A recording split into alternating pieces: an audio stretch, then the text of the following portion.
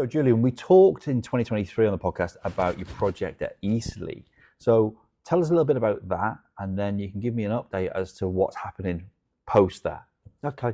That was a project for Eastley Borough Council. Yeah. It was the Waterside Centre, which was a recreational outdoor facility for the local residents there.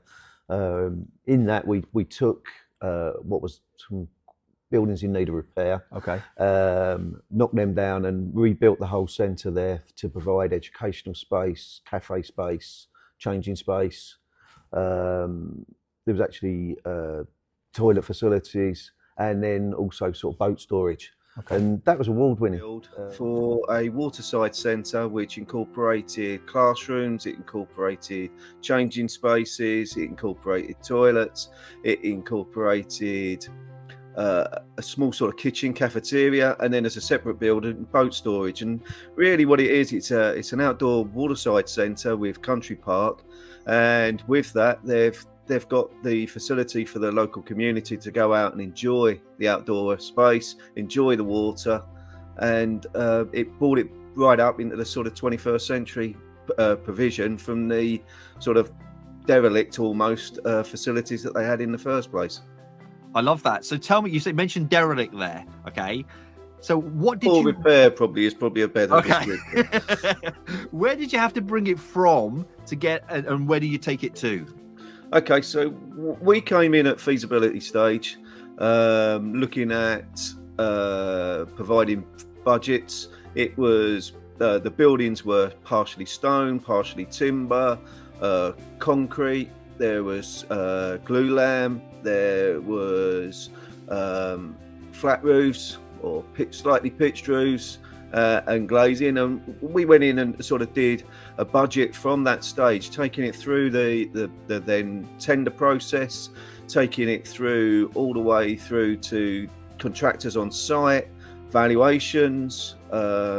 We had a contractor who unfortunately went into administration. With that, we handled that administration process, and the contractor had actually finished pretty much on site at that time. So finishing off the actual sort of defect side of things, agreeing with an administrator, and final account. So we sort of took it through the whole sort of life, if you like, of that project up to it being occupied. So, tell me what's going on with Eastley and the other community projects you're working on. Okay. So subsequently, what we've had is we've done some more work with Eastley. Okay. Down at Itching, the country park there, which includes some infrastructure, car parking, that sort of thing, road surfaces, bridleways, walkways, but also educational space for outdoor teaching. Tell me about that. £4 million job, Okay. effectively. It's run through for the last 18 months or so in terms of site duration. We've refurbished the educational spaces that were there, but also put new pods in. Okay. We put an outdoor congregation space in there. Okay. And with that, it'll be coming through for use from effectively now, going forwards. And what's happening in 2025 then? Well, in 2025, we're looking at doing some more locally with us in Worthing. Okay. I've been approached to help the Seafront Fishermen, which is an Okay. old industry. Tell for me about Worthing. The old industry for Worthing. Worthing, the football team's called the Mackerel Men. Right. Large fishing fleet. Yeah. It's beach based. Yeah. When we get their catch, they've effectively got a 4-hour selling point. Okay. Because they've got no facility for ice in the local area, they've got Right. no cold storage, they're selling off their boxes Okay. effectively to the local public.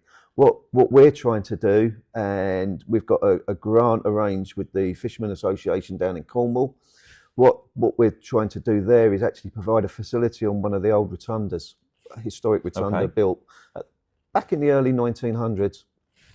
It was a donation to the local community. And what we're trying to do is take that forward to actually enhance the facilities for the fishermen by putting in a cold room, by Right. putting in ice making facilities, Yeah. by putting in storage space for a tractor. The tractor will be groundbreaking for them, Okay. because if you look at what they've got at the moment, they've got they're dictated by the tides. Right. So you could have a beautiful day, flat sea, Yep. they can't get their boat out. Right. By having a tractor, they can actually drag their boats out and put them on the sea, and they can almost fish 24 hours if they really wanted to. Right. Okay. But the facility, when it comes back as well, means that if they've got cold storage, they can keep it for more than 4 hours. Yeah. If they've got ice making facilities, they can put all their fish on ice Yep. and sell it off their boxes, or actually at the rotunda that we're looking to do Gotcha. for them. It would be groundbreaking. And Bognar's got a tractor. Okay. Lyme Regis is probably the key on what they're looking to actually model Gotcha. the fishing facility on there. But what it'll do, it'll help preserve the fishing fleet on Worthing. At the moment, it's not economic for them to have that full time. Right. There's only 1 or 2 full-time fishermen there. Yeah.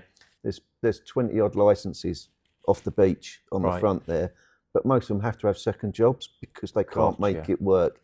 This actually brings it in that we can actually bring future generations in Yep. to the fishing fleet to actually be sustainable. Yep. And with that, we're maintaining the heritage for Worthing.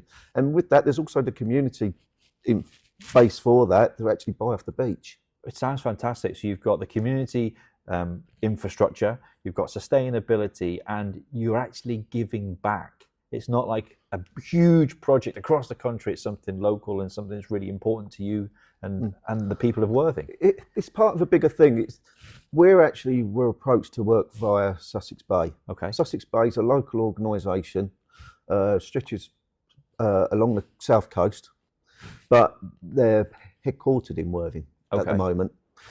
With that, they're looking to, with the ban on the dredging Okay. at the bottom of the seabed, Yep. what it's actually meant is the sea life around the Sussex coast is coming back into fruition. Okay. Bluefin tuna was actually spotted there not too Right. many weeks ago. Wow. Dolphins off of Brighton Yeah. have been spotted. The kelp farm is growing, and they're looking for sponsorship for that in terms of blue carbon, which we've talked We about talked about it previously. before, yeah.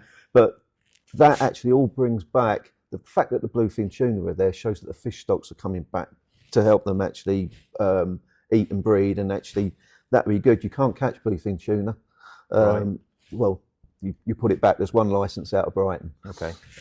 But with that, it shows that the health of the actual bay is coming back. Yeah. And if we can bring that and actually enhance the fisherman's life on there and actually bring that back into the community for Worthing, all the better. Fabulous. We're pro bono for that. Yeah. We're employed actually by the council on a pro bono basis. Okay. The council will actually fund it up front, and then the Yeah. grant gets reinstated. And there's a community infrastructure levy as part of it. So we're managing that process. We're looking for planning. Yeah. We're looking to tender. Okay. We're looking to actually administrate that contract when it goes through, and we have Yeah. to get it all done by March next Right. year. Okay. So we're up against So, it. so we're up against time and procedure, but that'll come through. So if anybody wants to either support you or work alongside you or work with you, what's the best way for them to get hold of you? They can get us on the usual contacts with the email, Yeah. LinkedIn, any of our socials. They can come back through Cool. and work through that. Awesome. Thank you.